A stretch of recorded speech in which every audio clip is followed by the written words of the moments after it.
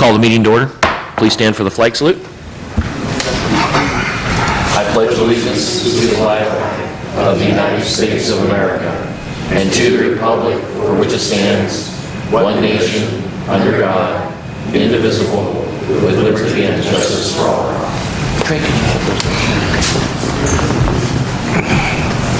Okay, would the clerk call roll, please?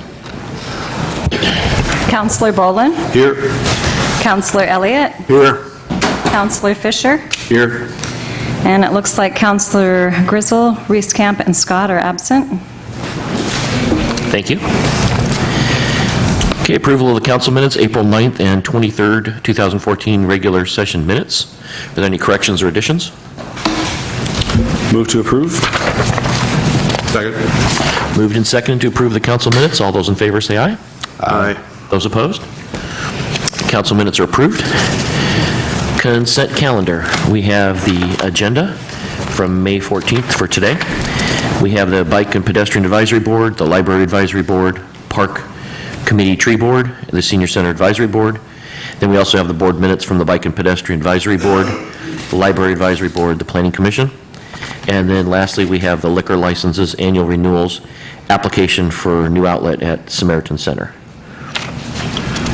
Move for approval. Second. It's been moved and seconded to approve the consent calendar. All those in favor say aye.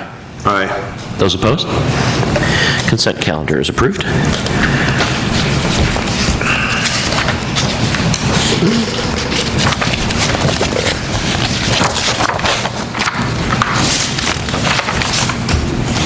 Okay, at this time I have some proclamations to read. And this first one is for the 105th Annual Strawberry Festival, something that our town gets pretty excited over, and I'm looking forward to. Whereas 2014 marks the 105th anniversary of the Lebanon Strawberry Festival, in which we welcome thousands of visitors into our community. And whereas May 28th, 2014 marks the coronation of the Strawberry Festival Queen. And whereas the Strawberry Festival is a citywide event and recognition of this event is fitting and appropriate. Now therefore, I, Paul Aziz, Mayor of the City of Lebanon, do hereby proclaim May 28th through June 8th, 2014, the annual Strawberry Festival, a time for fun and frolic. I solicit the cooperation of all members of the community in honoring our Queen, her court, and this year's theme of Strawberry Night Fever, and the entire festivities of the festival.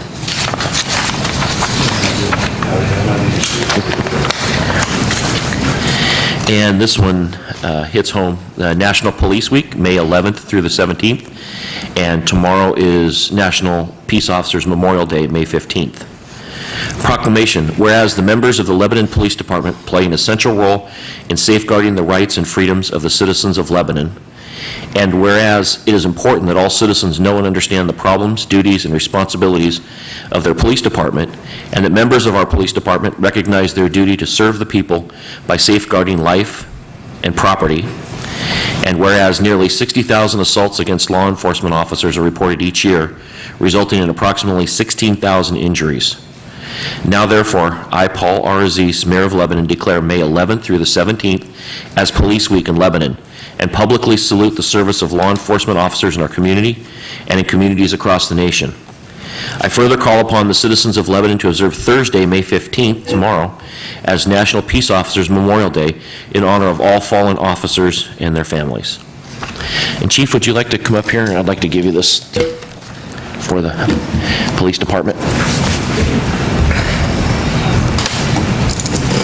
And there's a copy of the signed proclamation. Thank you. Thank you for all your service.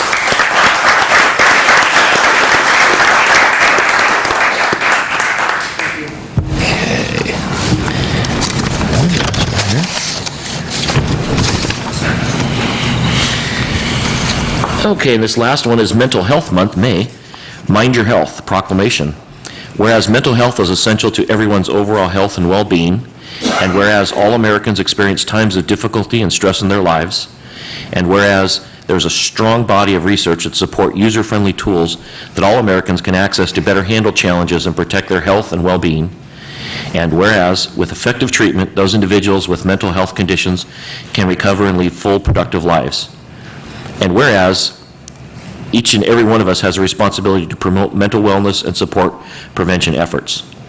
Now therefore, I, Paul R. Aziz, Mayor of Lebanon, proclaim May 2014 as Mental Health Month in Lebanon and call upon the citizens of Lebanon to commit an increasing awareness and understanding of mental health and the steps our citizens can take to protect their mental health and the needs for appropriate and accessible services for all people with mental health conditions.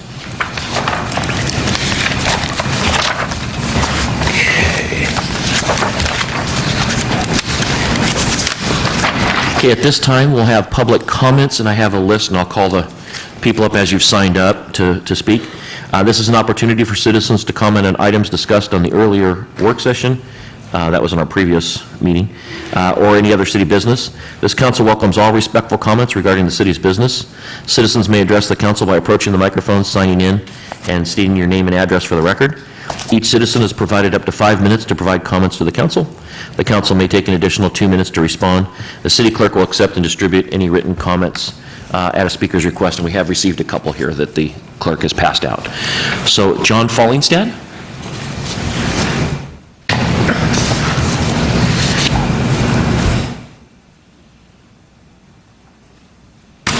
We have you signed in already. Actually, I'm Alan John Fallingstead, but I go by John. Okay. And I live at 1575 Park Drive, 1675 Park Drive. And I would like to make some comments about the proposal on Park Drive for no parking. And I'm a little confused. First of all, my wife told me before I left, she said, remember, these are nice folks, so don't make a fool of yourself and don't say anything you're going to regret. But when I got this in the mail, I couldn't help but just start to boil. Because it shows that they're going to extend the no parking on both sides of the street all the way to Evans Drive. And then when I got here, apparently there's a revised copy. And I live at 1575, where it says on the right-hand side of that page, just below where it says slow in yellow. That 35, where it says 35 feet, that's my house. So anyway,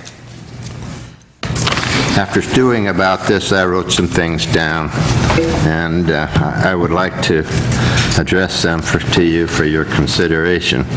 First of all, most of the houses from my house going north on the east side are all single garage residences with one driveway. Many of the people that live on Park Drive have more than one vehicle, including myself. So if this goes through, it means that every time my wife wants to go someplace, I got to back my car out to let her go, pull my car back in so that she can pull in behind me. So let's just say 2 hours later I have to run an errand or do something. She's going to back her car out to let me out, and then she's going to pull her car back in. So we're going to be playing musical cars. To say nothing about the devaluation of the property if I can't park there. I've lived there for 28 years, and when I paid off my house, I put $70,000 into the remodeling of that house, only to find out now there's a possibility I can't even park in front of it. Now, I can appreciate the fact that there's a problem. I've seen the school, and I think a lot of this problem has stemmed from complaints from the school bus drivers. I'm almost positive that's where this has originated. I've watched these school buses go through here thousands of times through that S-curve without incident. However, I've watched other people, particularly young kids that have got their driver's license, come through there doing 35, sometimes 40 miles an hour. And that has to stop. Before long, somebody's going to get hurt. Some little kid's going to get killed. So,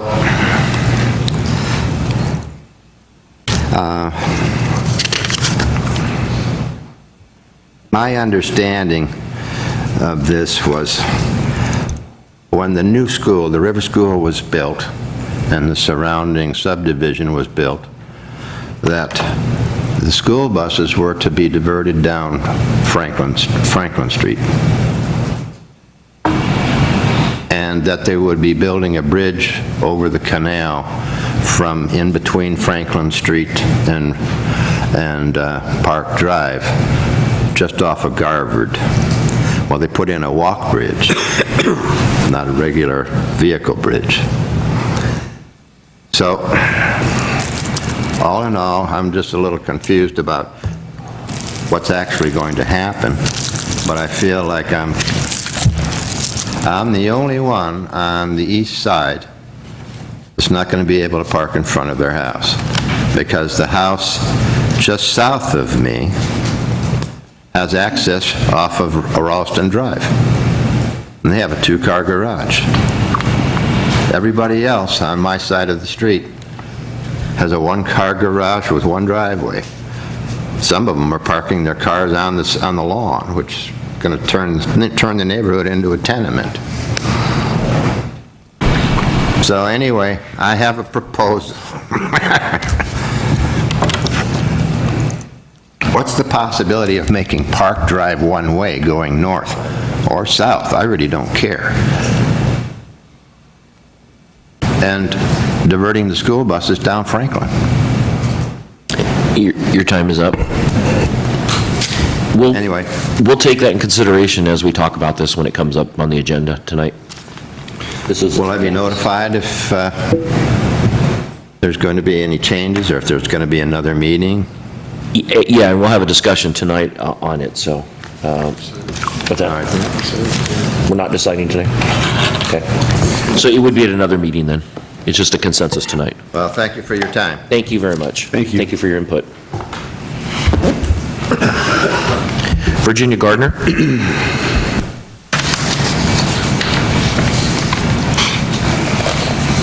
I'm Virginia Gardner, and I'm here also on behalf of my husband, Thomas V. Gardner. And we've been really upset. And first we were, I was approached by Todd with Water Department, and he gave me a letter stating that we had to be checked with our well, because we have a well in our backyard. It's strictly for irrigation. We've never thought of it as anything else. It came with our property when we bought it. We were told it was for irrigation and nothing more. And so they told us that they were going to check our water, which was fine with me. That way I could learn more about it. We do have electric to it from our bedroom to shut it off at any given time. We shut it off during the winter, and then we turn it on when about June, July to irrigate only.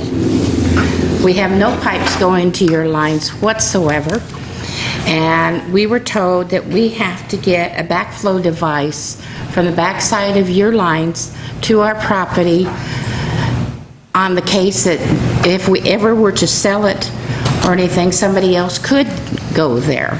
Well, and attach to your lines. Well, one, I think it's your responsibility to find out if a place is sold or not sold, or have it put in there somewhere where I would have to notify you if I sold my home, so you'd be aware there was new owners.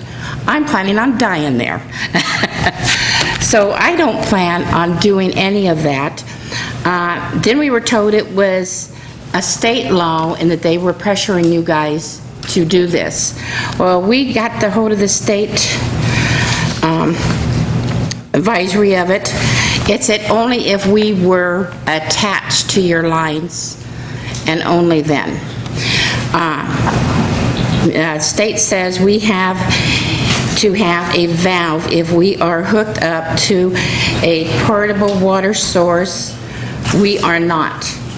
Lebanon wants a valve because sometime in the future someone might want to hook up to the house.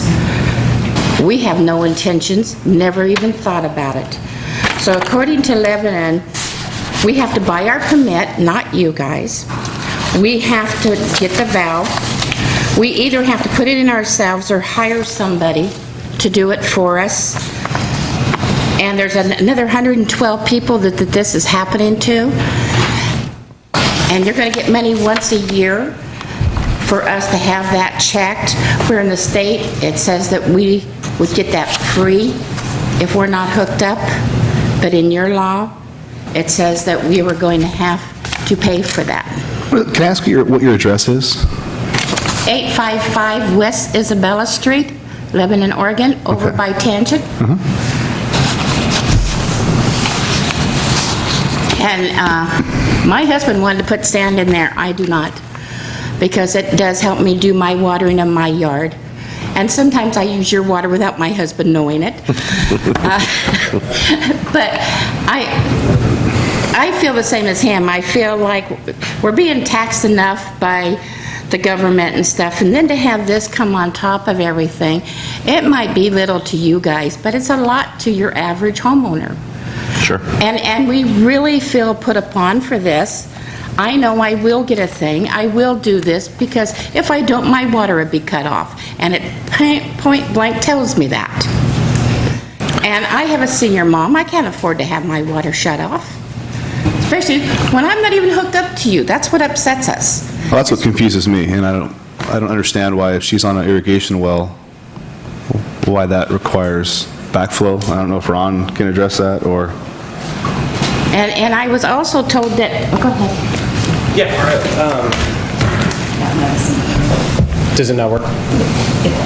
So are you hooked to the water system? Not whatsoever. So you do not have city water? Oh, no, I have city water. Okay. But it is not hooked up any way to my well in the backyard. Understand, that's a city ordinance, and as well, we do that for safety reasons to our system. Basically, anybody that's got a well on their property that has a city meter, we require backflow prevention device so that we can maintain our system. I understand that, but I have been told by several of your people, the reason that is because somebody could hook up to your system from my well, and that's why. It's actually more for cross-contamination. If we were hooked up to your pipes, we are no way, shape, or form hooked up to your pipes. Yeah, I understand that, but there's the possibility of that happening, so that's... If we that's sold why- our property and somebody did that. But it's not us. It wasn't prior to us. And so we resent the fact that we have to do it. I could see if you guys wanted to protect yourself and you paid for this to be done, or we go halfies. I don't think it should all be on us. It appears to me that the city staff is following the ordinance, and I think we need to look into Right. what the reason for that ordinance is originally. That's the reason I printed that out. And you're right, and because what we're looking at is 13.06050A, which says if you have an existing or potential cross-connection, and my assumption is that they've determined that that's a potential cross-connection, which could endanger the water supply of Lebanon. But what I'm saying is I think that it's fair for us to take a look at the reason for that language in that ordinance. But I think it's also clear that the city staff and the city right now is applying the ordinance as written. Right, but they're also lying to people and telling them that it's done by the state, not by Lebanon. The state is not doing this. It is Lebanon. The state says... It's mandated by the state. The state, Department of Health Services would require us to do that on our system. I had your lady look it up in the office, and she even saw that it is, you have to be hooked up. If you're not hooked up, you don't have to have one. You are hooked up, though. Yeah, You are hooked up to city services. city service. No, I mean that the well is not. That might be a misinterpretation of the hookup, but... I believe it is. And- We're doing this, we're not doing this, we don't want any more backflow devices than we have to have out there anyway. This is purely for protection of our system. That's all it's for. We gain nothing from it other than protection. Well, if it's protecting your system, why can't you go halfies on the price? Because it's you guys want the protection. The problem is that we've required every homeowner and every person that's built a home to pay for that themselves, and if we were to now begin to split costs, or you see the potential for that. I understand that, but can you see my side of it? I certainly do. I certainly do. And the thing is up until we looked at the state guidelines, we were told it was the state that is requiring this. But the Well, it's a state mandate against the city, and then the city's job is to enforce it via ordinance. Yeah, but that particular ordinance in the state says only if your well's hooked up to. Only if your property is hooked up to city service, which it is. Now, some people have a disconnected city service and they simply have a well for their own water, and all they pay for is discharge. And if that was the case, you would not need to have a backflow device. But because you have a city water source, and the reason is that if your well pressure was raised above what, say there was a drop in city service, we had a big fire going, we were pumping a lot of water, and the PSI in our city system went down, we could potentially suck from your well contaminated product into our city system and then deliver it to your neighbor's house, potentially getting them sick or causing harm or injury. That's the reason for it. Well, they tested my well and it's drinkable. But things happen, things get in the soil. We'll be happy to follow up on it and have staff follow up on it with you, but I think you might have just had a misinterpretation of the ordinance there. Follow it up with you. And we can go through that, and I can explain. I would like it at a time when my husband's at home, so he can understand it. Because he is more illiterate than I am. Thank you, Virginia. Thanks for coming. We We'll have you appreciate it. follow up. Thank you. And thank you for listening. Okay, next up is Hal Fletcher. Yes, you may.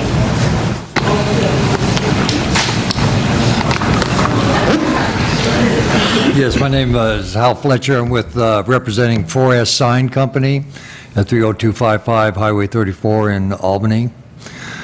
And the reason I'm here is primarily regarding the sign ordinance on LED message boards. And the primary reason is I've gotten contacted by quite a few businesses in Lebanon regarding message signs, LED signs specifically, to replace some of the manual message boards. And I have to advise them of the fact that it's against the ordinance, city sign ordinance. Now, the thing about the code that's hard to interpret and it's hard to, explain to clients, the business community in Lebanon, is that LED signs, the way it's being interpreted by the city or the planning department is that you can't have them at all. But yet I see gas stations with price signs, LED price signs, going up. And there are some older signs in town that are grandfathered that are not being regulated at all, changing at whatever rate they want to change it at. But yet current people who are businesses who want these signs and want to use them appropriately to just exchange them for manual signs for convenience, if nothing else. And they're willing to use them in a proper manner, whether they change slightly or a consistent display. They want it for convenience as well as for display for whatever they're selling in every place of a manual message board. It's really hard for us as a business to advise the businesses because the only part of the ordinance, it doesn't really say that LEDs are not, that they're prohibited. It just says that they can't be flashing, that they can't be visibly moving, or any mechanical movement, or any visible movement, including intermittent sequential electrical pulsations, illuminative signs using stroboscopic or comparable means of animation, and action by means of normal wind currents. That is the sole reason of prohibiting LED signs. Nothing in it says LED signs at all.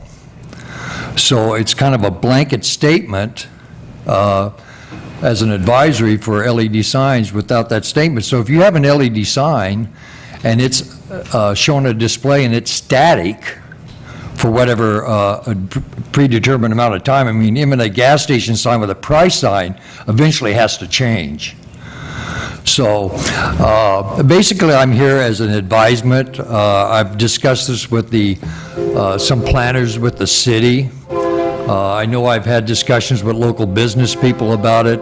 I think it needs to be looked at, and if anything, I'm kind of letting you guys know that I am... Why don't you hold on 1 second? Hold on 1 second while the train goes by.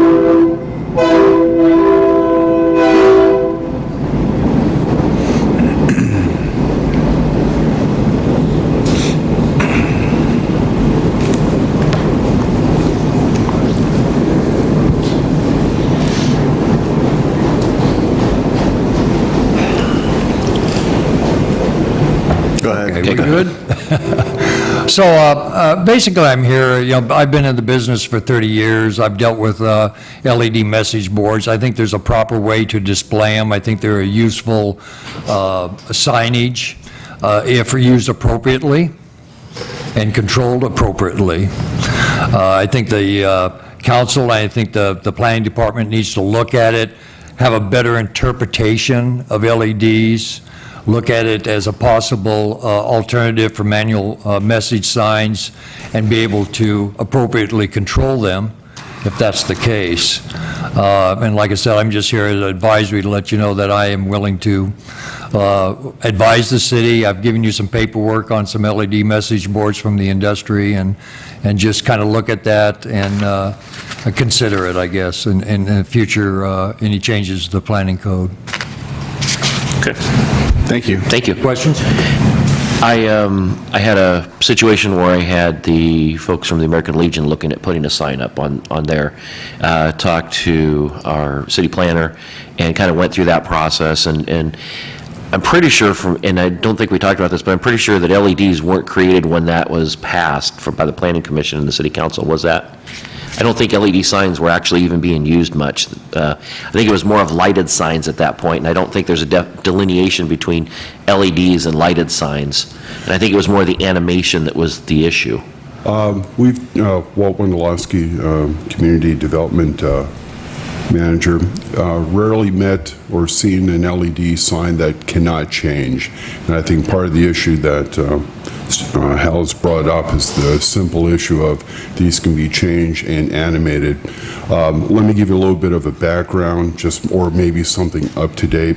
The Planning Commission has considered these changes on a couple of occasions, generally rejected them because they just don't want that type of a sign, at least they're thinking at the time. However, beginning last January, I've had, the prior city manager, but also a couple of other businesses, and even folks from the library board looking at these message signs as being a way to announce public announcements, that sort of thing. I've done some additional research on them, and it was my intention that I'm hoping, knocking on wood here, that June to provide a memo for the Planning Commission to consider some of these options. Again, we can regulate the content, no, not the content, but the timing of the message and that sort of thing, the brightness. There's a variety of factors. What makes it difficult, especially for staff, though, is that you have a number of them already up. Majority have already been grandfathered in, and you can't retroactively, unless you consciously choose to do so, really retroactively have them shut down their signs.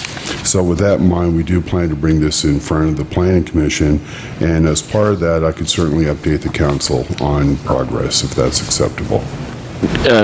Question, even though we wouldn't necessarily say take down your sign, Right. could, if we came up, or the Planning Commission came up with regulations on how fast or how many times a minute it changes, could that be placed on so that could be? Oh, absolutely. We can amend the code. So we could have some regulations too, The so that it's development- not flashing and not... Correct. The development code is a living document. We could always amend it as we see fit, and there are certain ways that you can regulate the timing and et cetera. So I think we can avoid some of the more garish examples, and I think something you and I discussed, I think we can all recall that huge electronic billboard on I-5 south of Seattle when it first went up. I mean, Yes. you'd be 2 miles away and looking at this picture flashing at you and losing concentration on driving. And I think that started this sort of, if you will, animosity toward that type of a sign. However, there are ways to work with it, and I plan to bring that in front of the commission next month. Yeah, I think Walt's explained it well. I mean, from a legal standpoint, you can never control the content, but you control the display. I mean, they can put on their sign, "The city attorney's a jerk," but we may be able to regulate how brightly and flashy they can do it. Right. So. We may flash. Well said. Thank you very much. Thank you, Mr. Fletcher. Jerry Mamo? Is that correct, Mamo? That's correct.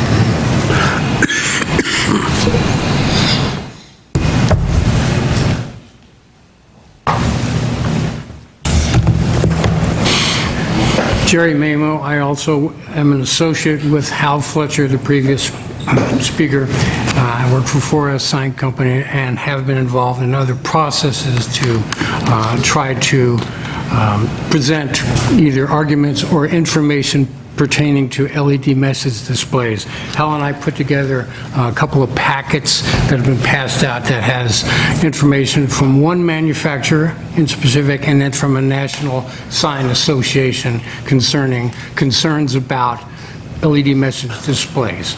And some of those have been addressed certain things as far as safety and the feasibility of them working with communities to be, not to say to be allowed, but using time frames, working to coordinate with the city on ways of presenting their messages that an individual business, church, institution may want to display.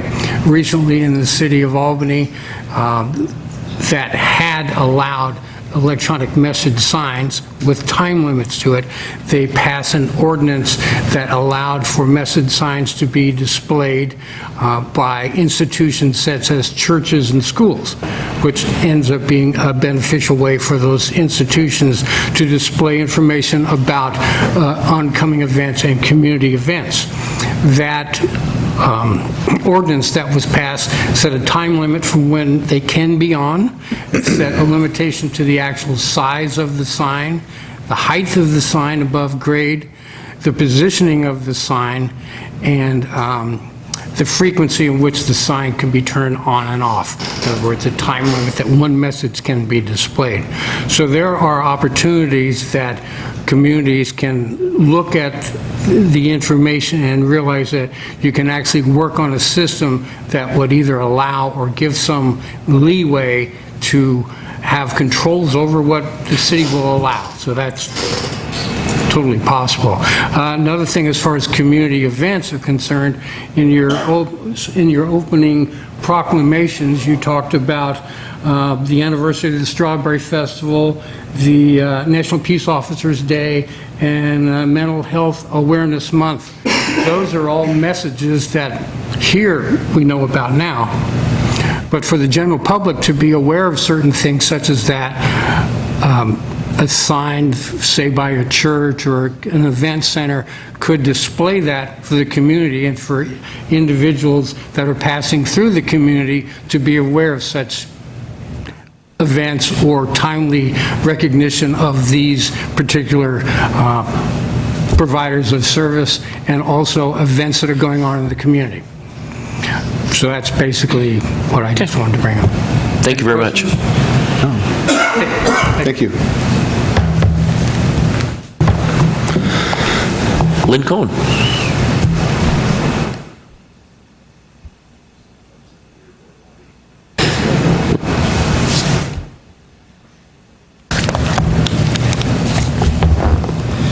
Good evening.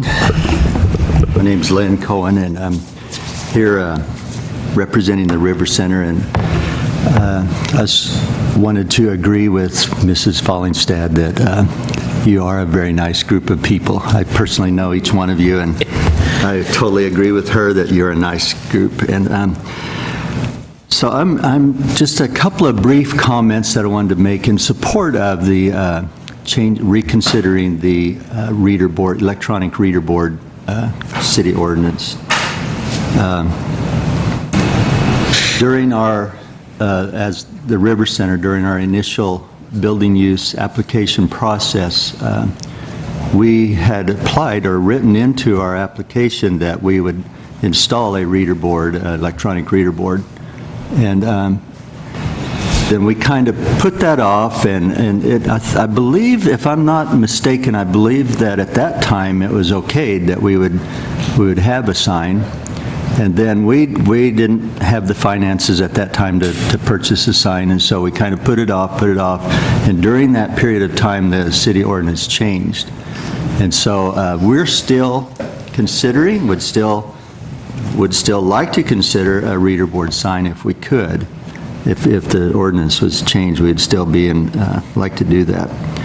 And just also wanted to mention, as Jerry just said, that our sign, of course, would advertise our service times, our church times and events that we're having at our church, but also River Center being a community involved, community interested church, that we would certainly be looking at advertising community events and things going on throughout the community that we could help promote and promote community in our city. And so we would use our sign not only for ourselves but for our community as well. So we're considering that. And then also at one point while we were talking about the sign way back in 2005, we had a meeting with somebody from the state, and I don't remember who that was, but they were asking us if we would put in a reader board sign, if we could be connected with the State Highway Division to advertise information about Highway 20, like if Highway 20 was closed for some reason, that we could, and we agreed to that with them at that point. And so, yeah, just in support of that ordinance, that if we could at some point, we would be interested in an electronic reader board sign. Thank you. Thank you, Lynn. I'm pretty confident that Walt's plan to move forward with this in the commission in conjunction with the citizens' input will probably get us to where everyone wants to be. And maybe if you folks who had the interest in that could get your contact info or email to Walt, I'm sure he'd be happy to notify you in advance of when that meeting will be so that you can show up and give a little testimony in the public comment, because that is a public comment. There's a hearing, so you guys could attend the hearing for that specific one. I know you don't want to sit through all the planning commission meetings, but and have your say there too. I'm sure you guys could come to some sort of mutual agreement. So, thanks for showing up. Thank you. Would the River Center want to put up a sign that said the city attorney is a jerk? We'll pass that right now. Or God bless the city attorney.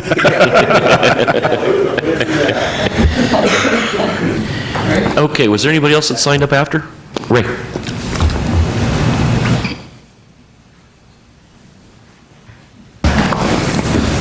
Don't get any ideas, Ray, after that last suggestion.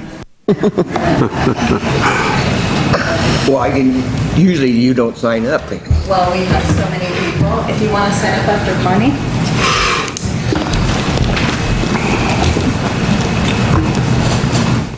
Jason next, he was on the card. Oh, okay. I did not. And then after him, then there's Rita Connie. Okay. And then I apologize, I didn't get the list and not the order, but I will get back on order after Ray. You what? I was speaking to people in the audience. There was a couple people ahead, and I didn't get them, so. Well, Go ahead. I was on city council when they talked about this sign. Bob should remember it, and the lawyer should. I don't think anybody else here was. I don't know whether you were or not. I don't remember. But anyway, they brought it here, and we passed it that no flashing lights. They said the reason we wanted it was because it was a distraction to drivers. And they said no flashing lights. Well, it passed. And then one long, a dentist office went in, and they got one with pictures running over it. And I brought this up to Ken Toombs and John Hitt, and they said, we aren't worried about that. Don't worry about it. And then I think also the high school put up a sign, and I brought that up. No, we're not worried about that. So I don't know who was controlling this, but some of them were putting them up, even with that on the books, and no one worried about it. So I don't know why you'd be worried about it now. That's all I've got to say. Thank you. Thanks, Ray. And I believe from talking with Walt that some of those were grandfathered in that were previous before the law, correct? No, that was a brand-new law, their dentist office. Right, but the dentist office went in before that. Right. All of those signs talking about work permit. Okay, next, Jason Kripe.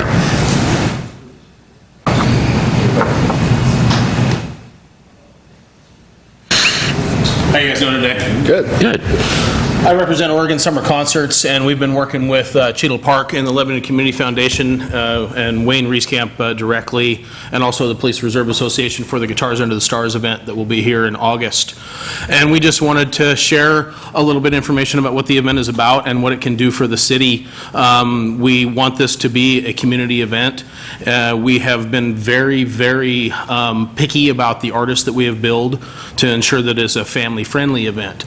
We have multiple Grammy Award winners and Grammy-nominated artists. For the majority, it's instrumental rock and blues. It'll be stuff that most of the community will be able to get behind, and it'll be a little bit of a refreshing change from the two large country festivals that happen in the area to offer people a little bit of variety. Kids under 12 are free. We're encouraging families to come. Of course, they have to be with a parent or guardian, but our price point encourages families to be able to attend. And if we're able to get 5,000 plus in attendance, then we will be able to do some things for the city. If we're able to get 5,000 plus in attendance, we could make a donation to the Boys and Girls Club of $10,000. If we get 8,000 plus in attendance, we can make an additional donation of $5,000 to the Lebanon High School for their athletic programs. And this is just year one. Cheadle Park and the Lebanon Community Foundation are interested in having this be a multi-year event, similar to what you see with the Bi-Mart Festival and the Jamboree. This would be an event that the city of Lebanon would be able to embrace as their own each year, and it would be a great thing for the community.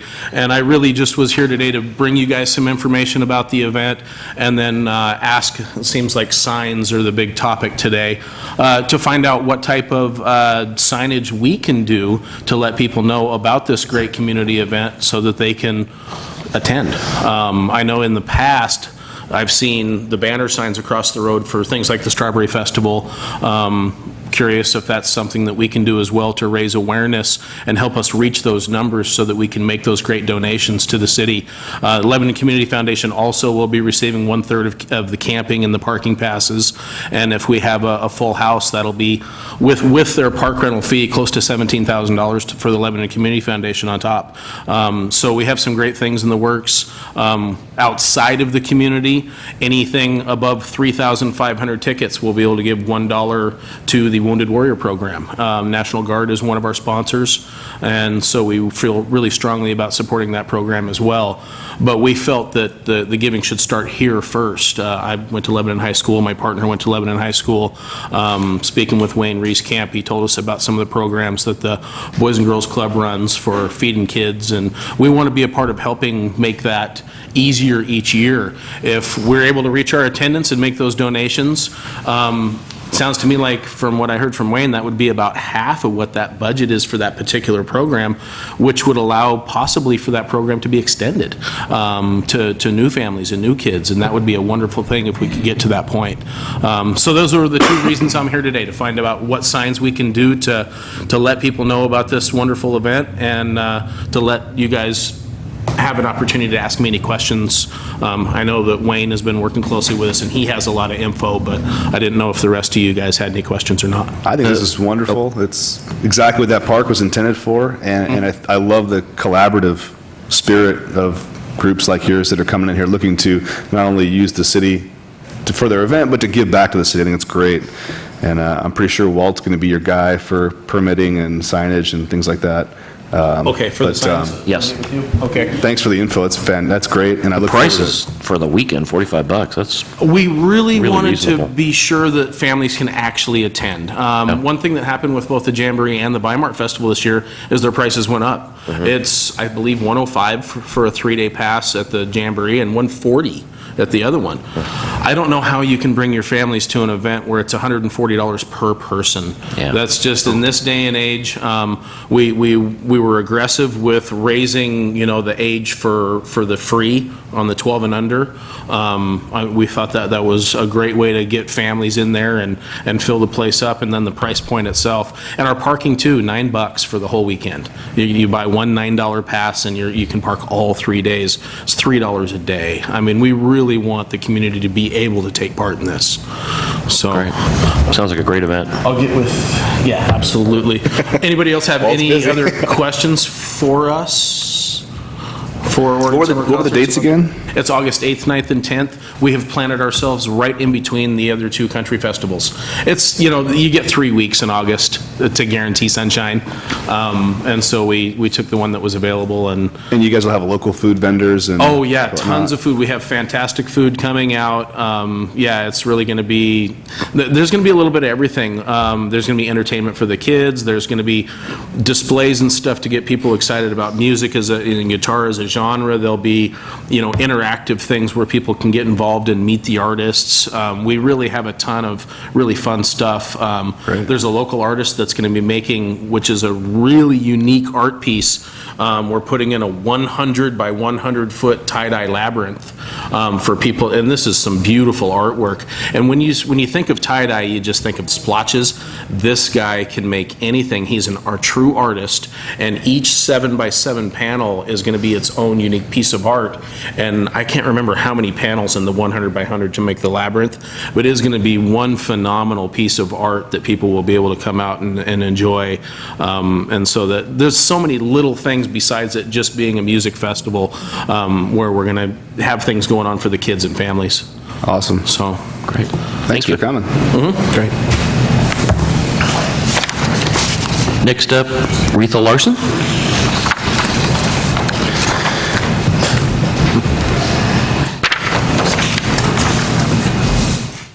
Hi, I'm Retha Larson. I was on the Planning Commission for 5 years, and I was also 11 years ago, I was Transportation Director for Lebanon Public Schools. And I'm opposing the Park Street Drive safety improvement because at the time I was both on the Planning Commission and I was Transportation Director. And I was told that the Park Street where the bend goes in front of John Fallingstad's house was supposed to slow down traffic. And so as a result, the buses were supposed to go down Franklin Street or down Russell Drive. And if they wanted to, they could turn over on Garvard and go that way down Mountain River to Mountain River, that way to go to Riverview School. And at the time, high school students were supposed to walk 1.5 miles. And elementary school students were supposed to walk 1 mile. And elementary students to Riverview School is 0.5 mile. To the high school is 0.9 miles. And when my kids were in high school, they had to walk all the way to high school. Nowadays, kids have to ride the bus. That's all I want to say. So, thank you for listening to me. Thank you. Thank you.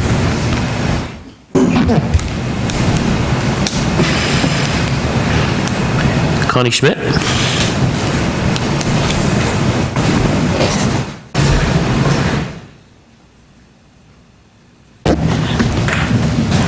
I'm Connie Schmidt. I'm representing Lebanon Animal Hospital. I'm going to go back to signs again.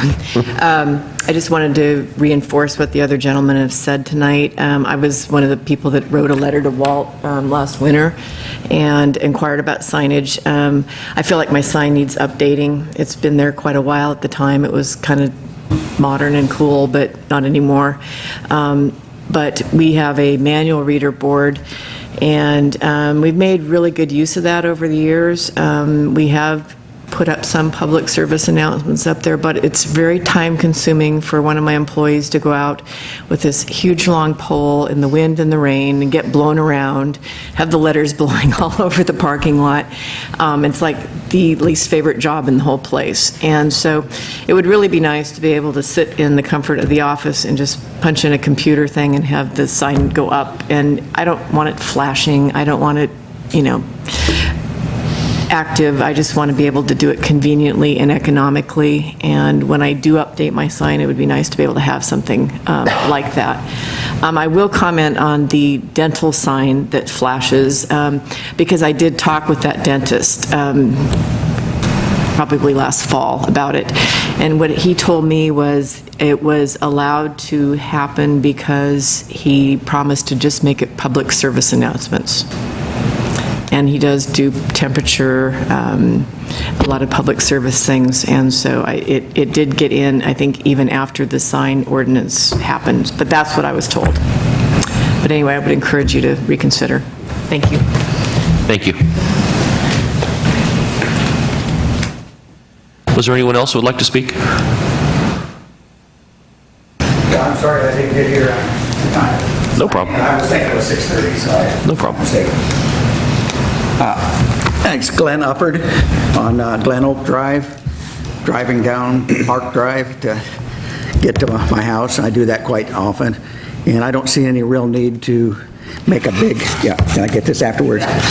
Any real need to spend your scarce resources improving that. Like she says, there's an S-turn there that I'm sure was put in there to protect the residents from too fast traffic coming through there. As they come off of Mountain River, a lot of parents and or young, I think probably older siblings driving down through there, they do get going at a pretty good rate of speed there as they come off there because it's wide, and they still come around those corners too fast, but it doesn't hurt them to slow down there. And the people that once they get to that point where there's a few cars on one side or another, we just take our turns and slow down and wait for the next person to come through and go on, and everything's very courteous, and I think it's about as safe as you're going to get.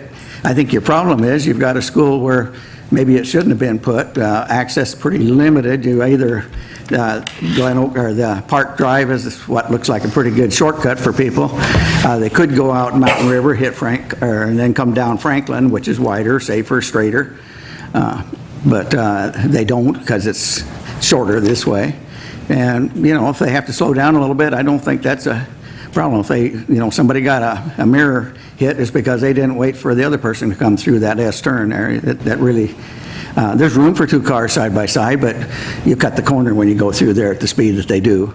So I don't see that you need to be wasting your money on that. You might put a little bit of yellow where if you're coming northbound, around that first curve, there might be a spot there, but I hate to see you taking, down the road. It looks like you're planning on taking parking away from the street for the residents that are there. They're kind of tight in close to the street because it was a residential area, and if they lose their parking, I think it's going to be quite an inconvenience to them, and I don't see they should have to pay for the fact that traffic routing wasn't set up for that in the first place. I think you're just going to have to let it ride and let them use Franklin, and you still have a concern. You really only have one access for emergency vehicles to get through there. You really have two. They can come up and hit Franklin and go around the canal and whatnot if supposing Russell were blocked. But otherwise, you got to use the emergency equipment from come down Wyrick and come down River Road to get to the school. So you've got a little bit of a concern there anyway. And a light down at the end of Russell would help. I understand the state gets involved in that light problem, but it's awful hard to make a left turn, so everybody uses Porter and get down to get to down to Walmart. And it looked like there was an opportunity maybe to put a street through there where you let McKinney apartments go in. I don't know if that would have worked, would not have worked. I don't know about that. That's problems you guys have to deal with. But I oppose doing much improvement on Park Drive. Thanks. Thank you, Glenn.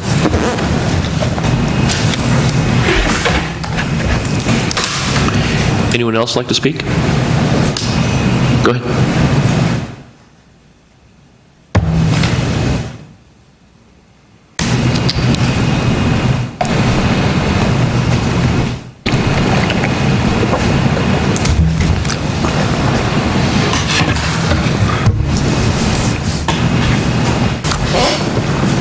My name is John Larson. I'm Retha's husband. I drove school bus for 10 years. And during the course of that 10-year period, a couple things happened. Due to budgetary cutbacks in the transportation department, as well as I guess it would happen to affect almost all the other departments of the school. One of the things that was required, as Retha indicated, was the walking distances to schools were increased for both middle school and high school. Consequently, I was one of the drivers that was adversely affected with the loss of hours. That was no big deal to me because driving a school bus was my hobby job. I loved it. Recommend it to anybody. Now, with that being said,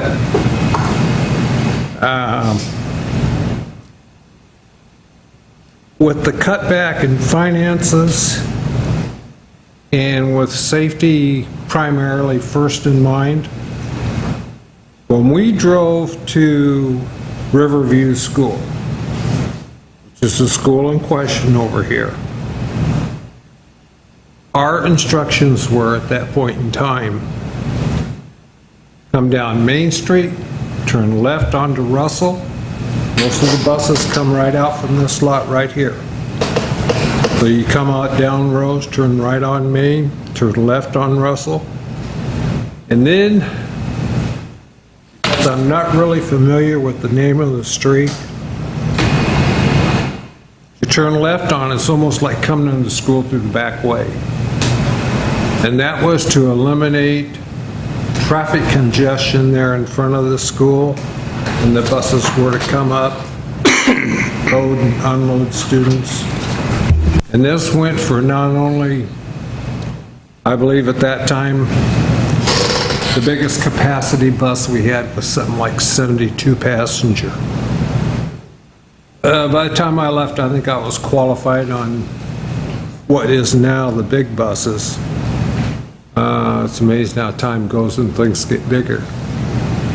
I believe it's either 84 passenger or 86, whatever it was. I was qualified to drive that bus. Now, the reason why I bring up the time and the increase in passenger of a school bus is the way that the buses are being routed now, coming down Park. You take one of those big 84 passenger buses. It comes down Elmore, makes a right turn on Park, a couple of things happen. School bus drivers, by law, are not supposed to make the turn by swinging out into oncoming traffic and turning right, in this particular case, onto Park. Okay? Now, you can, in a right-hand turn, turn right and go into oncoming traffic. One of the things that happens on Park, with all the cars that, as John indicated, you have rather smaller, older homes, single-car garage, you've got 2+ car families living there. You end up with that right-hand lane, and sometimes a left-hand lane, with parked cars. Now, for us residents that live in the neighborhoods, and I happen to live on Garvard, it's no big deal. We've been doing it for years. The buses themselves have a problem making that turn, which is a few times that I've witnessed what's happened, is the bus goes out across the oncoming lane on Elmore in order to make that turn coming down. Now, they make stops if they're going, I say south or east, whatever it is, on Park, go through that little S-turn, go down, they make one stop on Garvin. And they'll either let kids out or take them on, depending upon AM, PM's scenario. Then they go on through the rest of the neighborhood towards the school. Now, they can do almost identically the same thing by turning right onto Franklin. Or do what we were originally instructed to do, was to come down Main Street and turn left onto Russell Drive. And then come around the back way into school. Your time is up, John. Pardon me? Your time is up.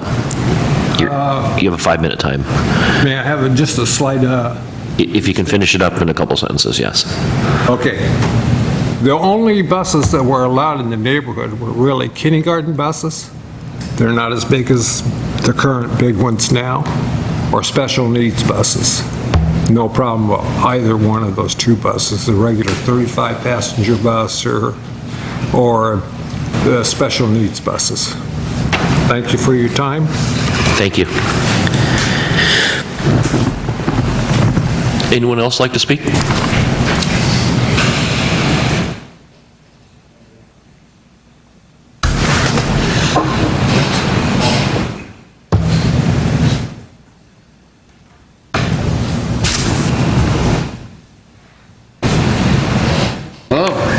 Hello. I don't know if I need to sign in here when I'm done as well.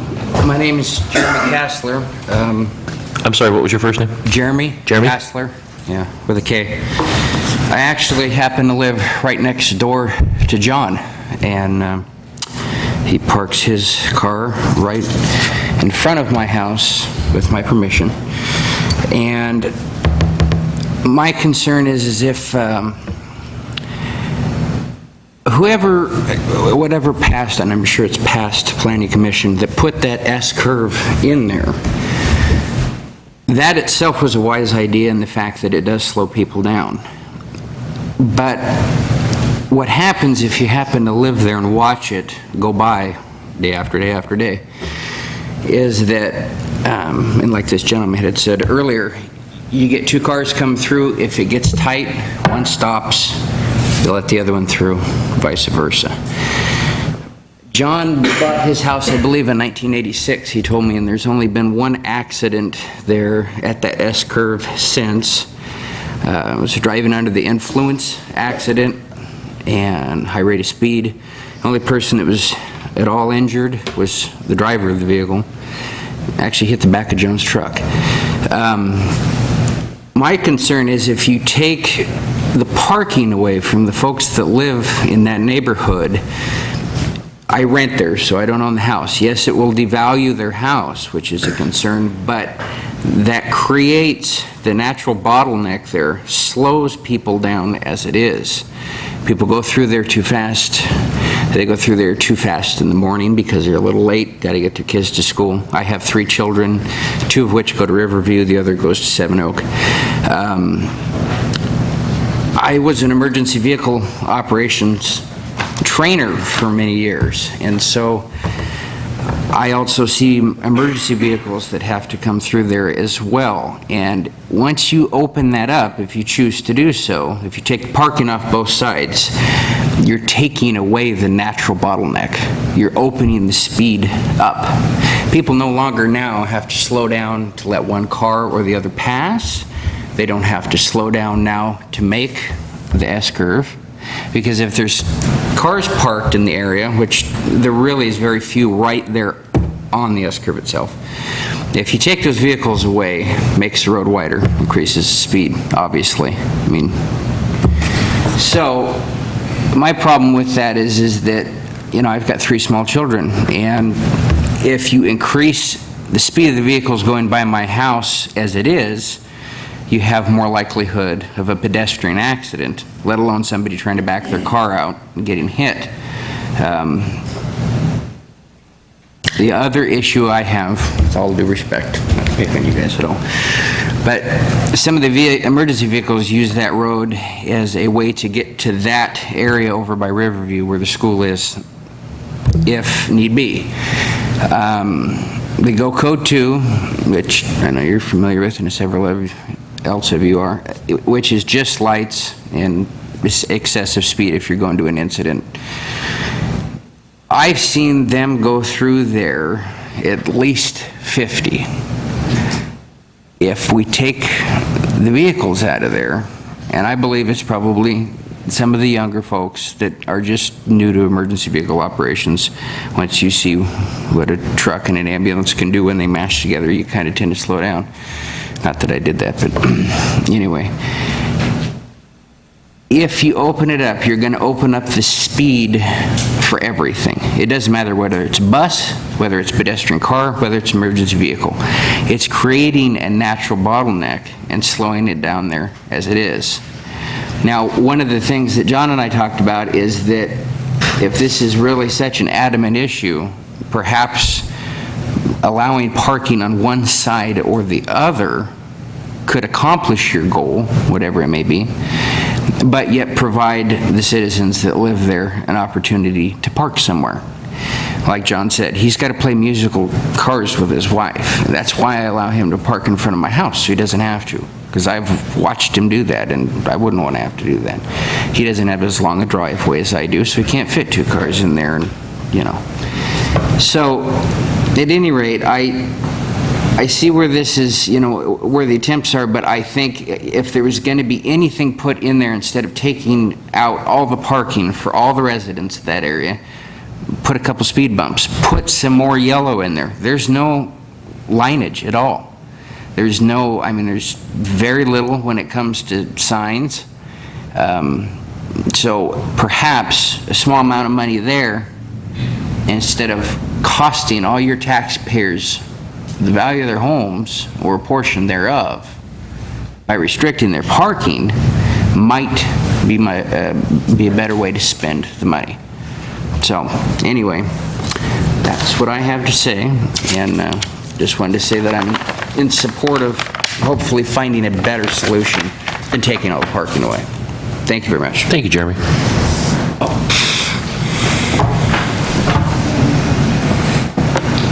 Anyone else? Last chance. Till the end of the meeting. Okay, seeing none, we'll move on to the agenda.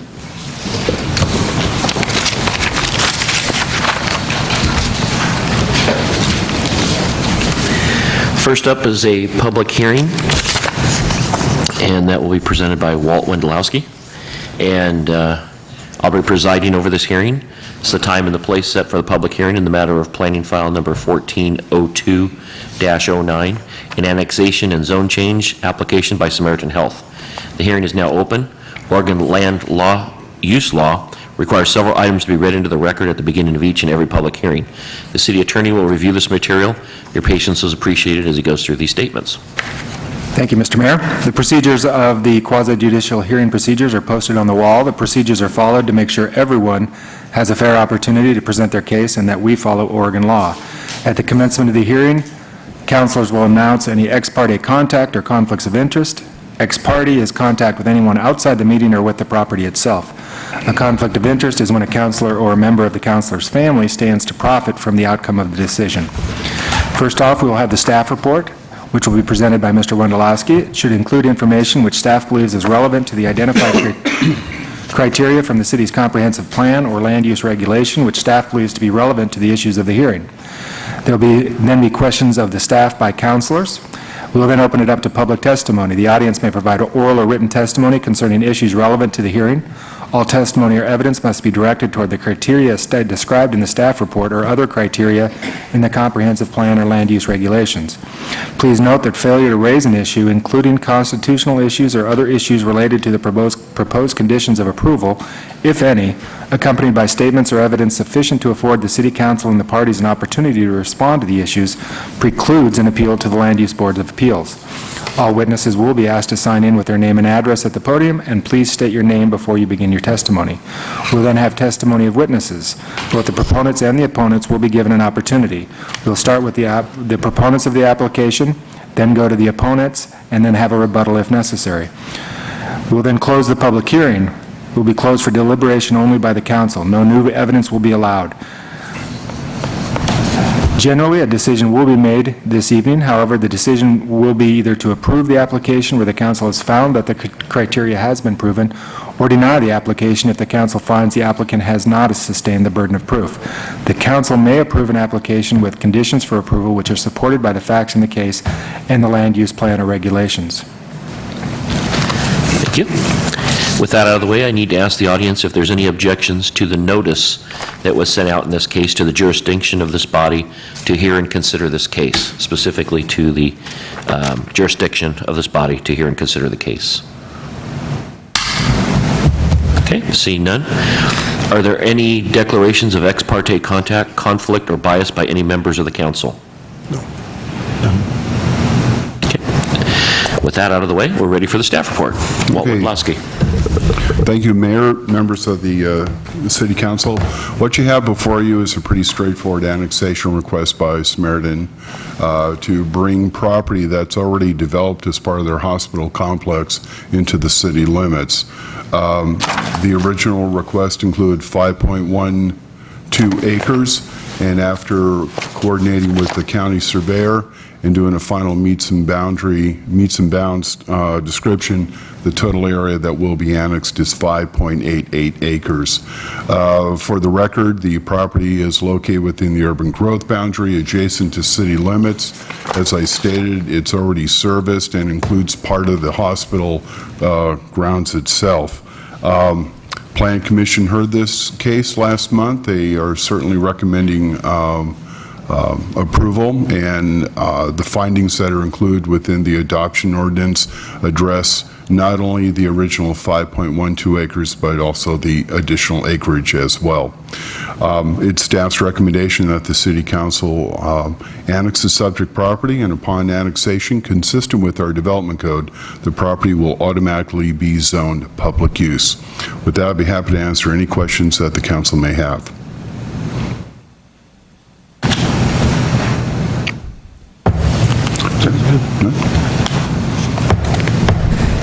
Was there any specific concerns that the Planning Commission brought up? Not really. The meeting took all of 11 minutes, so it was actually pretty straightforward. And if anything, one other thing I'd like to mention, this actually addresses an error that was made back in the 70s as part of the original annexation. So we're sort of cleaning up the map, if you will. Any other questions? Okay, at this point, we'll have the applicant testimony.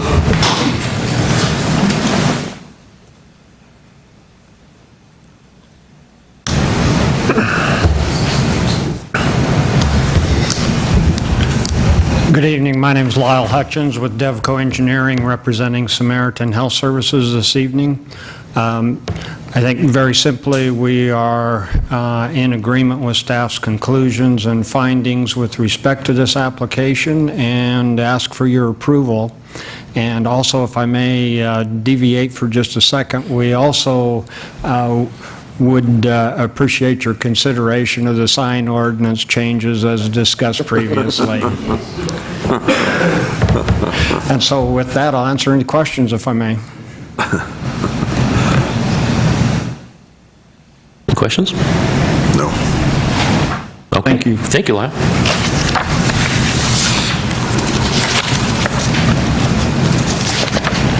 Are there any proponents in the audience that would like to speak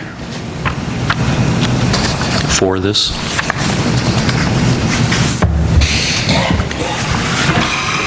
Are there any opponents that would like to speak against this?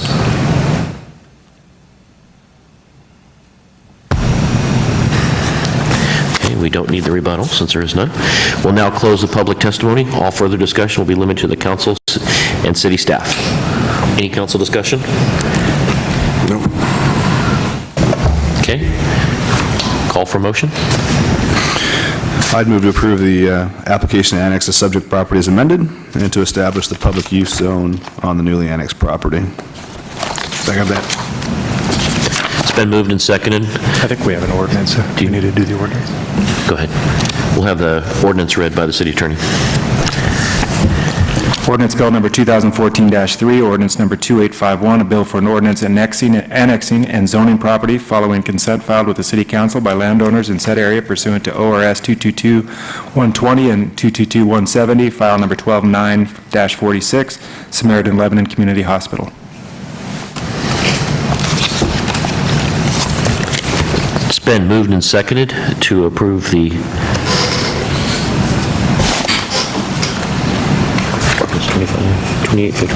Ordinance 2851. All those in favor, say aye. Aye. Those opposed? The motion passes. Hearing is now closed. Thank everyone for attending tonight's public hearing. Now have a second public hearing, liquor license application, new outlet My Brother Inc., DBA Growler Cafe at 45 West Grant Street, presented by Linda Kaiser. And this will be a public hearing. The hearing is now open. Do we need to read? No, that's we do not. Okay. The city attorney will read the hearing procedures from ORS 197? No? Okay. So at this point, we'll go with the staff report. Thank you. Thank you, Mayor. Staff received a liquor license request from My Brother Inc. for a new establishment doing business as Growler Cafe, located at 45 West Grant Street. This request is for limited on-premises sale, which would allow the serving of beer and wine. This application met the Fire, Building, and Planning Department's criteria for a favorable recommendation. However, due to a DUI conviction of one of the applicants in 2011, is that correct? The police chief recommended a denial based on criteria outlined in LMC 510060. That criteria is highlighted and in your packet on page 2 of the Muni Code. Yes. As noted in my memo, the Lebanon Municipal Code does not clearly indicate how many years of history the police chief should use to base his recommendation on. A recommendation of denial requires that we go through this public hearing process. The notice was issued to the papers as well as the applicants. After hearing the testimony tonight from the applicants and anyone in opposition, the council will be asked to make a favorable or a conditional or an unfavorable recommendation to OLCC. And as you are aware, OLCC has the last word. That's it. Okay, any questions for staff?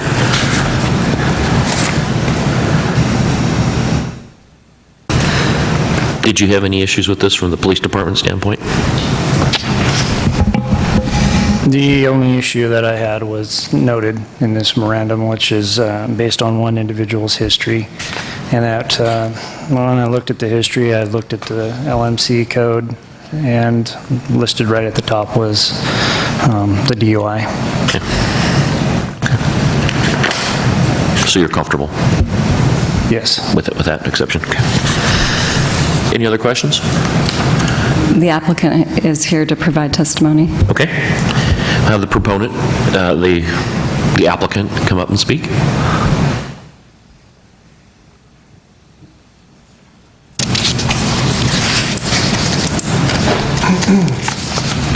Good evening. Good evening. My name is Christopher L. Borgman. This is Derek Borgman, co-owner of hopefully Growler Cafe on, actually it's 43rd West Grant Street. It's listed here as 45, just so you guys know. As you all know, I got a DUI in 2011. It's, public record. It was a mistake. I regret it. Some of the results of that are, I don't drive. I mean, some of you probably have seen me riding my bike on in my red coat up and down 2nd Street. I live on Weldwood behind Walmart and those condos there. My son goes to Boys and Girls Club. I work out at the Sam Fit gym, so I ride to and from there every single day. I'm a single dad of a 6-year-old son. I'm currently the general manager of Game Time Sports Bar and Grill. I know many of you come in there and eat there, so I'd just like to say that,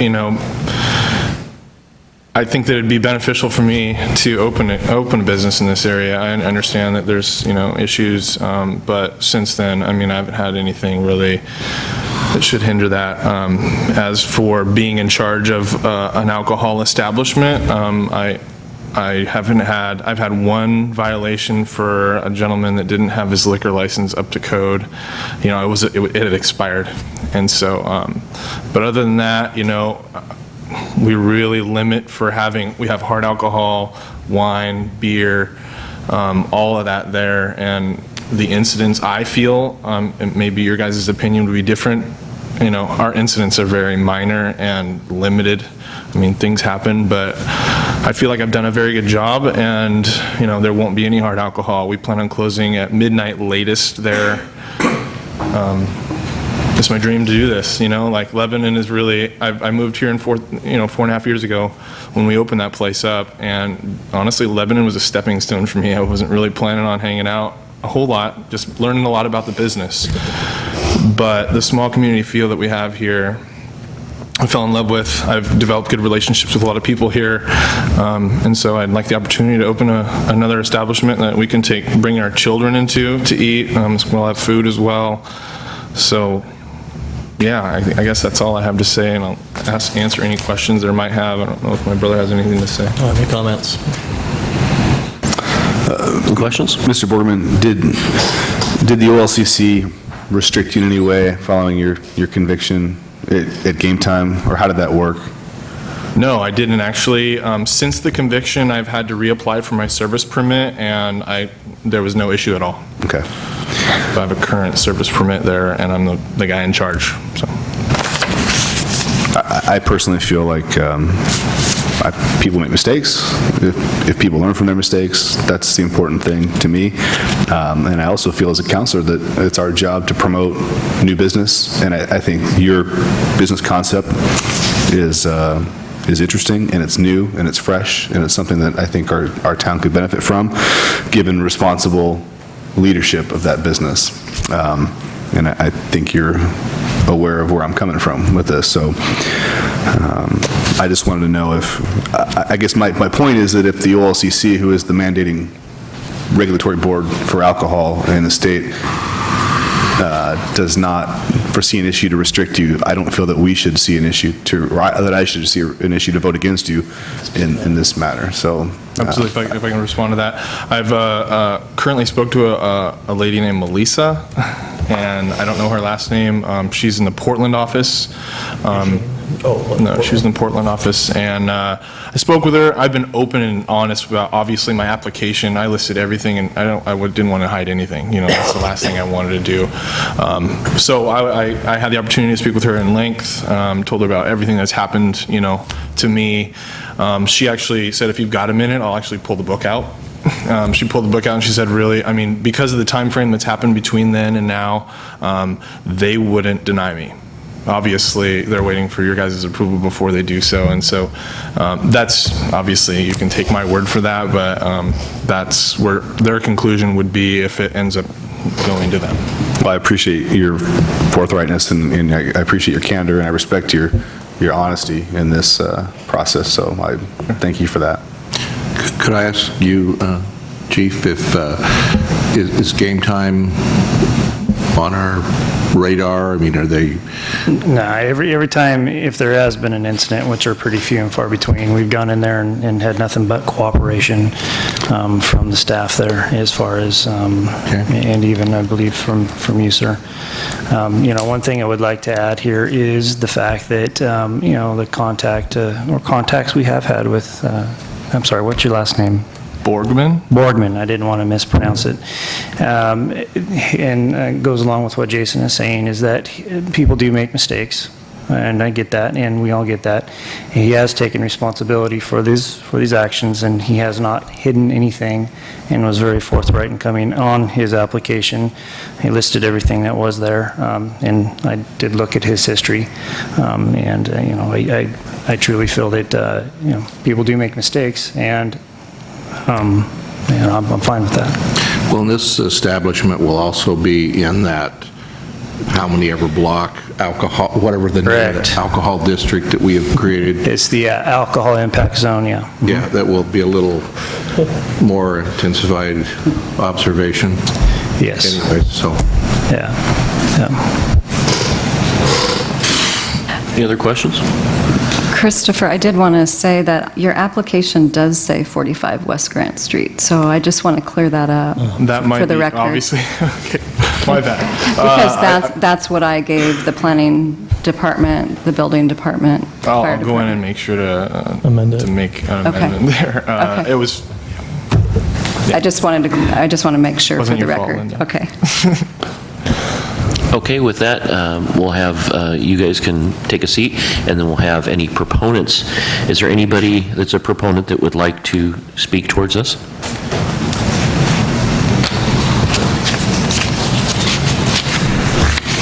Okay. Go ahead. Again, my name is Len Cohen, and I just, Chris and his son Boston, I'm one of the pastors at the River Center, and they attend our church. And I didn't plan on speaking for them tonight, but I just want to say, listening to them tonight, I agree with Councilman Bolin that, yeah, people do make mistakes, and people's lives change. You know, they learn from their mistakes, and I just want to vouch for Mr. Borgman. He's a good man. I think he's had a heart change, and his life is on track, and he's a good business manager, good man in our community, and so I appreciate you supporting him in his new business endeavor here. Thank you. Thank you. Any other proponents? Anybody opposing?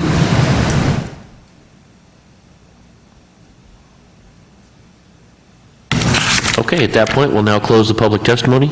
All further discussion will be limited to the council and city staff. Any other discussion, questions?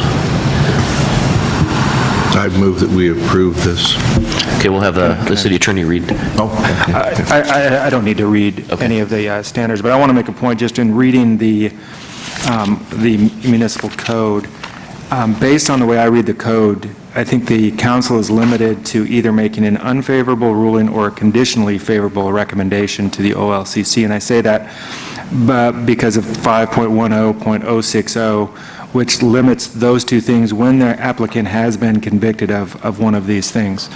So I just want to make sure that if there's a motion the motion should either be to make an unfavorable ruling to the OLCC or a conditionally favorable recommendation to the OLCC. I think those are the choices you have. And I have to be honest, it doesn't make a whole lot of sense to do a conditionally favorable recommendation, because normally that would be based on some actions that can be corrected. You know, so we'll give you your bar license, but you got to fix the problem patrons or something like that. But it seems pretty clear to me that is the only two options we have. It may be something we need to look at with respect to the ordinance. Well, I would move that we make a favorable recommendation to the OLCC then, based on today's hearing. Conditionally favorable. Conditionally favorable. Okay. So I would second that. It's been moved and seconded to make a conditional favorable decision. All those in favor, say aye. Aye. Those opposed? Motion passes. Congratulations and welcome to town. Thank you.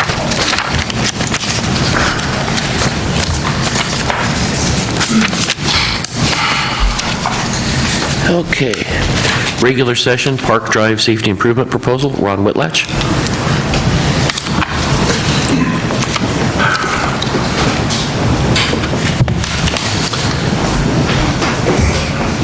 Thank you, Mr. Mayor, City Council. As you can see, what we've got before you tonight from the testimony you've heard already tonight about Park Drive. We've had multiple complaints on Park Drive in the S-curves. Basically, some of the testimony you heard tonight was accurate. We've had people complain about mirrors getting bashed in. I've had multiple discussions with Councilor Elliott regarding this issue.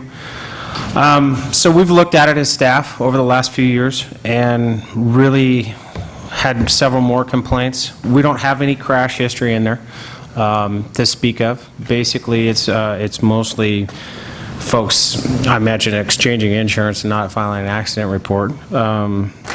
And to my knowledge, there's not a lot of that happening. I think it's more perceived than anything. Some of the testimony you also heard tonight, I'm kind of deviating here a little bit. It does serve as a good traffic calming. Whether you want to take that, is that the right type of traffic calming we should have to have substandard curve? I don't know. A case could be made either way.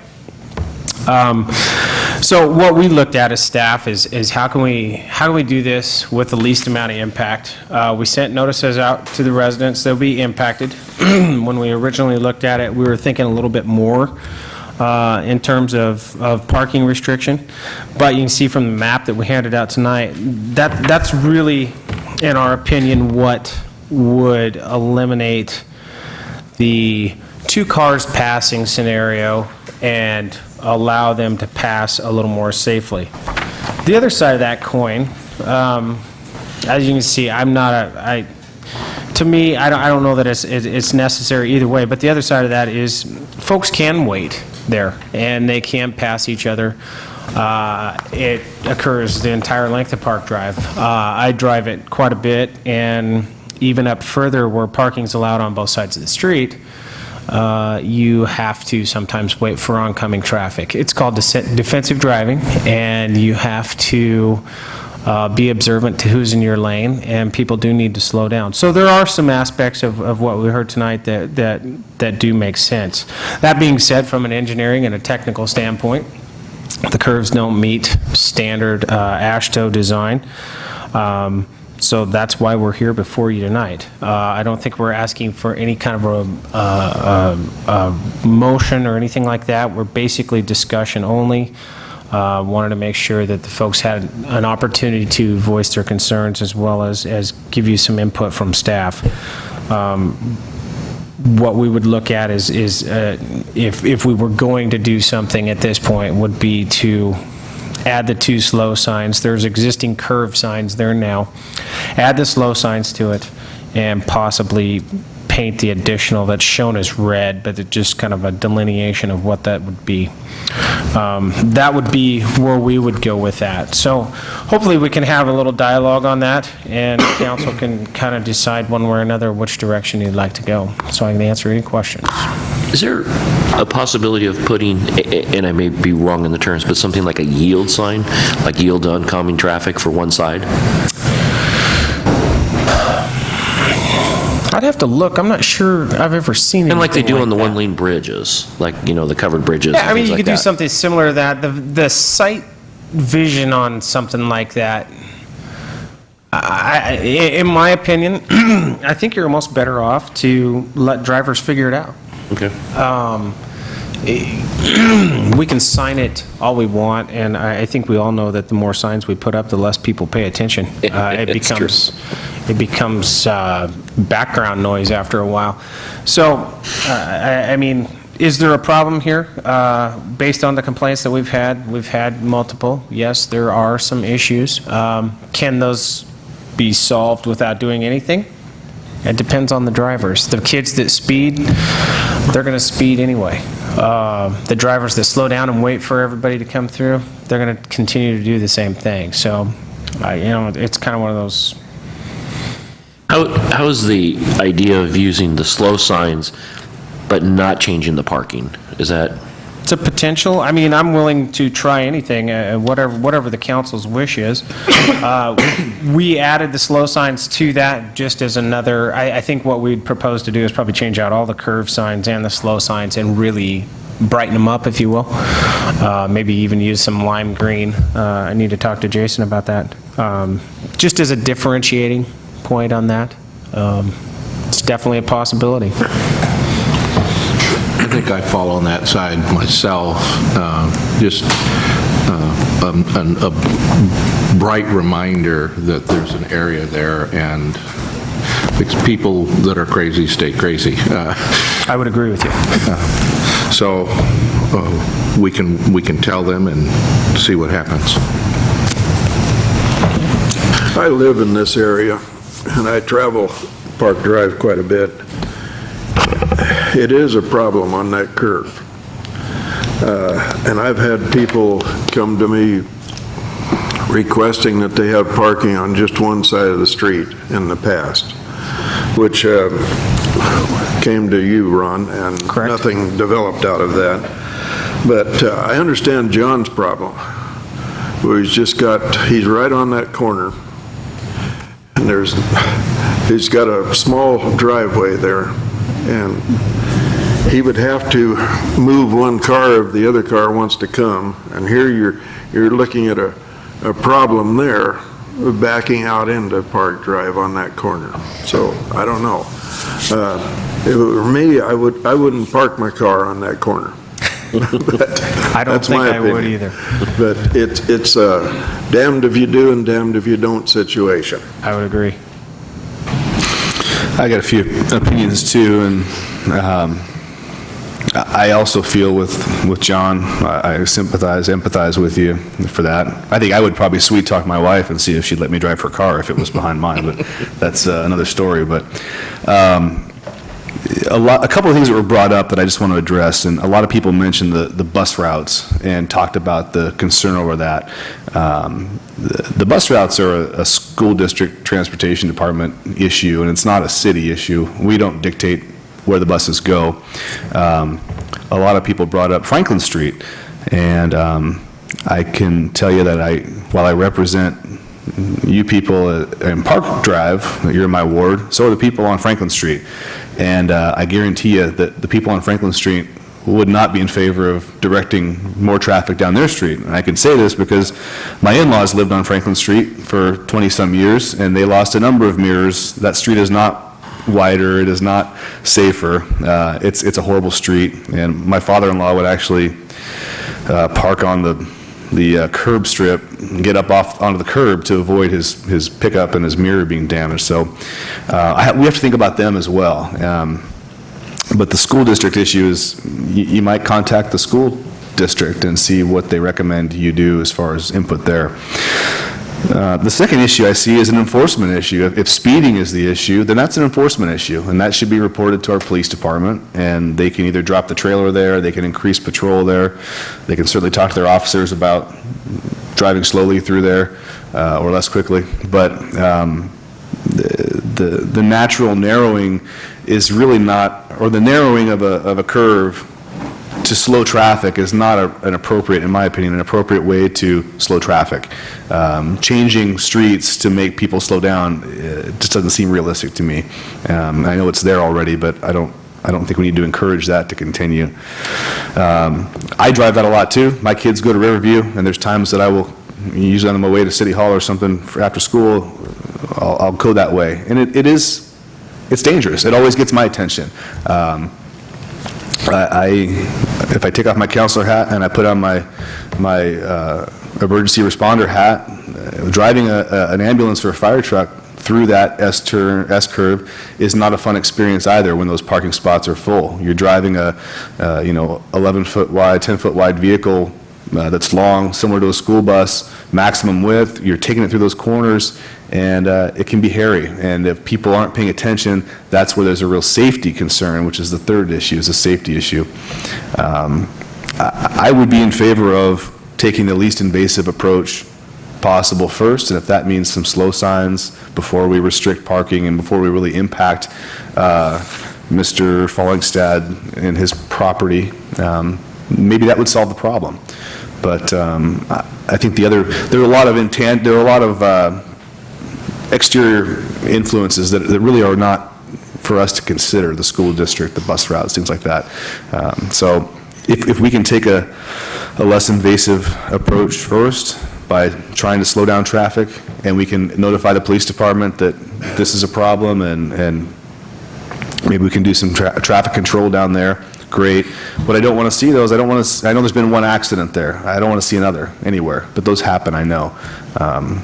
So I'm a little torn. until tonight, hearing testimony, I saw value in doing the restriction. I also now see value in doing a little less and trying that out. So that's my opinion, but it is not, it's definitely not a curve you want more of in your town. It's poorly designed now. Yes, it was, I'm trying to figure out how it got there. I have no explanation. The city planners way back when, I try to figure out a lot of why things are the way they are in this town. But. Well, you know, I've been approached a couple times, the corner by the library. It's a long sweeping, and it was redone to be a little more gentle. That is a wide street right there. And I've had people ask me that we should remove the parking from there because it's in their way when they racetrack around there.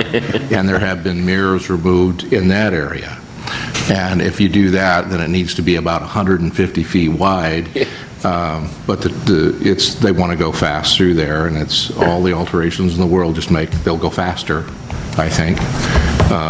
And one day somebody came around and smacked right into a log truck that was parked on the side of the road there and ran the Stinger right through the front of the radiator and everything. And how could you be any farther off of the road?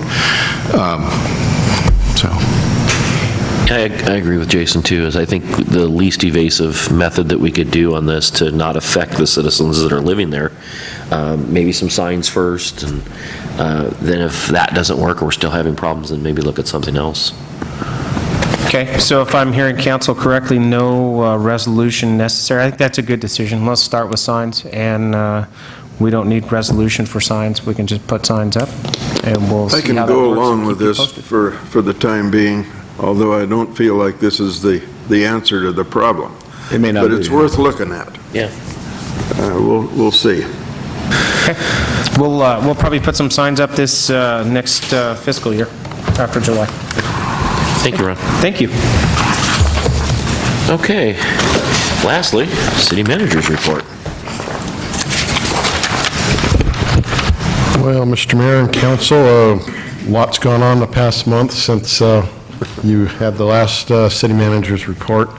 I think you're all aware that the considerable work went into trying to figure out the matrix with the library and making sure we had all the service levels there as high as we could get them, and I feel like we did a decent job there.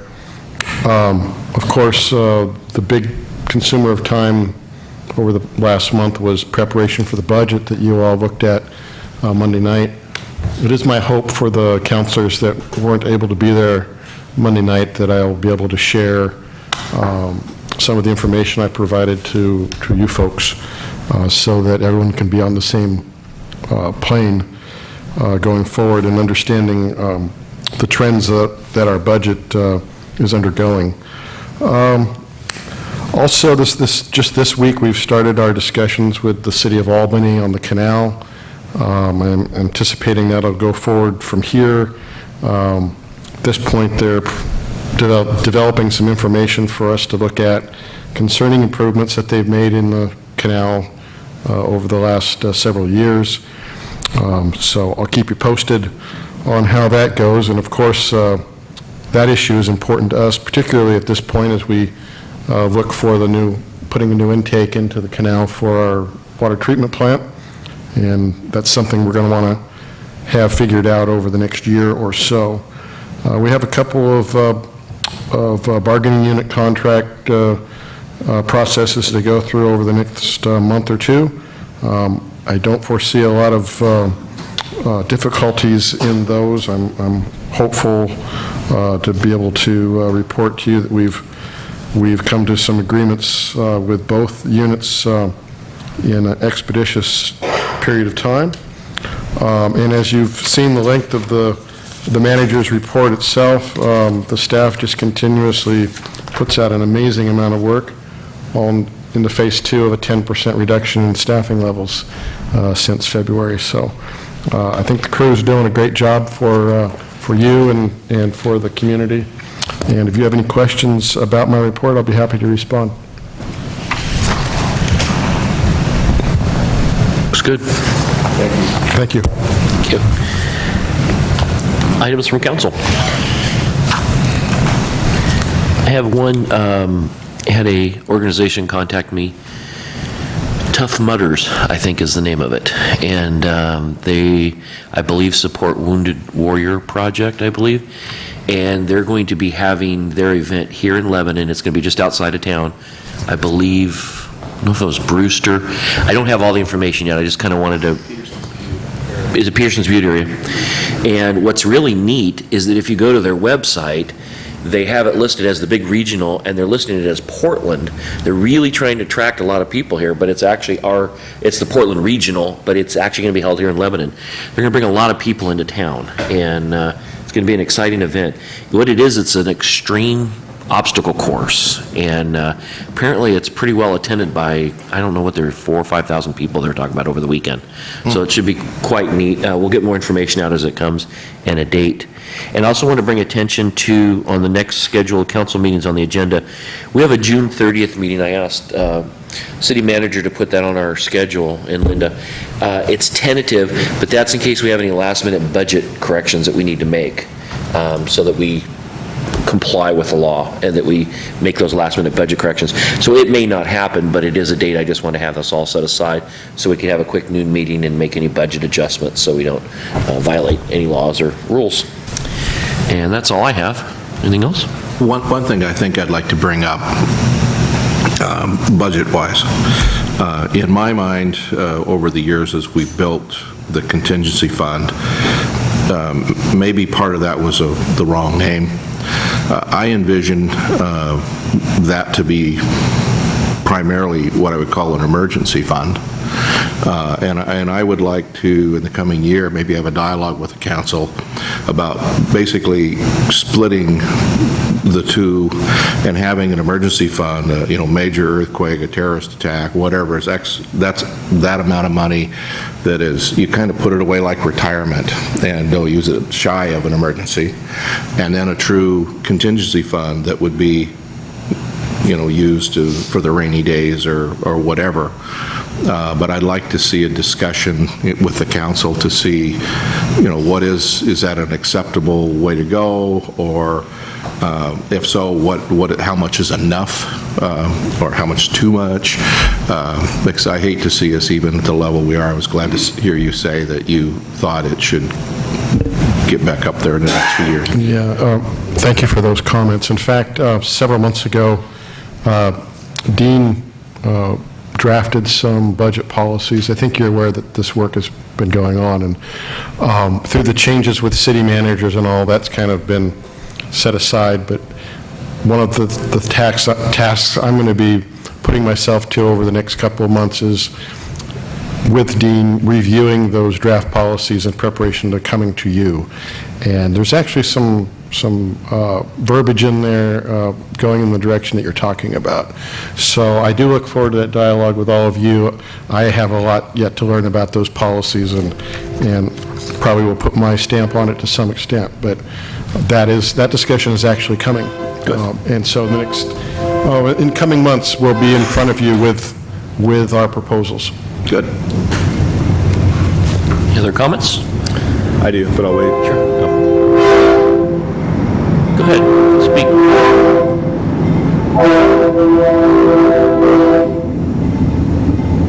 I just wanted to thank the city staff, specifically the managers, who put together the budget under very tough circumstances this year, and the staff that helped them do that. I appreciate the job they did with what they were given. And I also really wanted to thank City Manager Marks for what I thought was a great budget summary at the beginning of our meeting, and I thought that was really well done, and it was very helpful to me, and I hope to the citizens who were here as well. So thank you guys for what you do. We do appreciate the jobs that everyone does, and we know the difficulties that are involved in that, so thank you. Okay, we have a last opportunity for citizens to speak. Go ahead.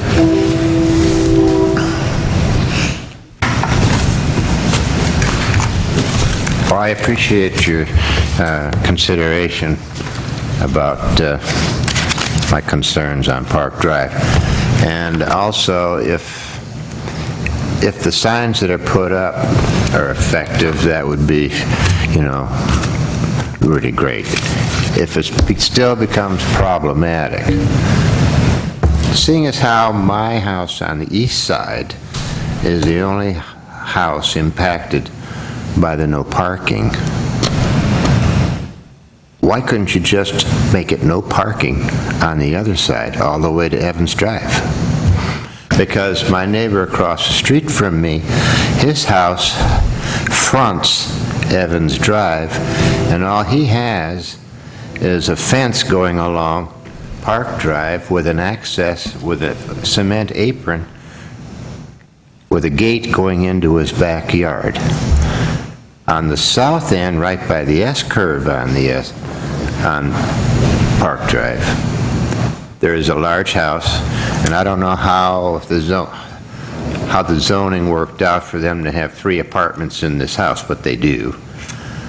But there's adequate parking because they have a very large carport, and they have a side slip where other cars can park. So that would, I hate to put it over on the other side of the street, but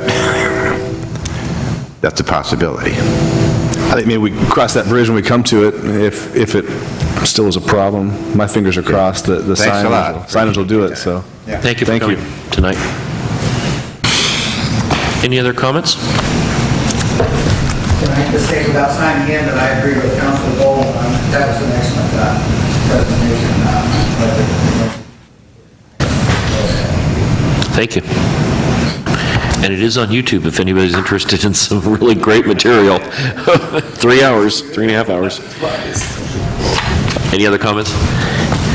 Okay, with that, we'll adjourn the meeting.